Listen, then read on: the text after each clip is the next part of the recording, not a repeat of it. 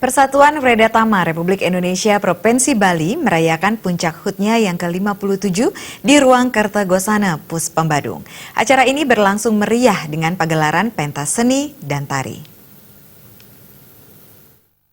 Terhitung ada 400 anggota dari 9 kabupaten dan kota hadir dalam perayaan HUT ke-57 PWRI Provinsi Bali. Acara dihadiri oleh perwakilan pemerintah Provinsi Bali dan perwakilan pemerintah Kabupaten Badung. Ketua Panitia Inyoman Wenten menjelaskan, PWRI lahir pada tanggal 24 Juli 2019 di Yogyakarta dikarenakan kesibukan kegiatan pemerintah.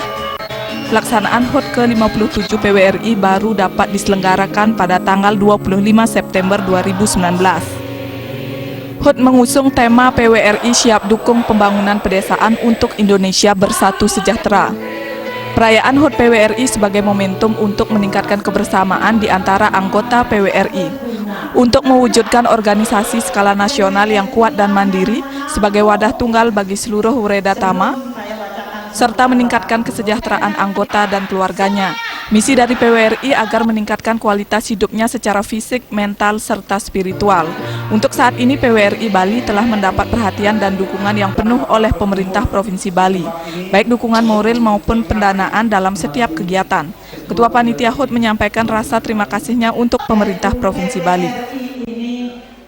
Ingin mengenang para pendiri-pendiri PWRI dan kita ingin melanjutkan program yang telah dicanangkan oleh beliau-beliau itu terdahulu.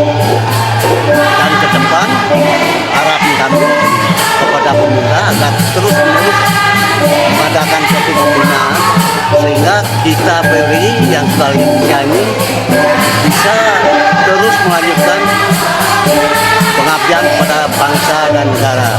Sementara itu, Wakil Ketua PWRI Bali I Gusti Gotan menyampaikan, salah satu program PWRI Bali yakni meningkatkan semangat pengabdian konsolidasi dan pengembangan organisasi telah dirintis sejak berdirinya PWRI 24 Juli 1962 oleh para anggotanya.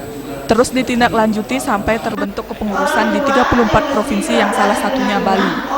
Para anggota agar berpartisipasi dalam pembangunan nasional dan daerah sesuai dengan pengetahuan, keahlian, dan keterampilan.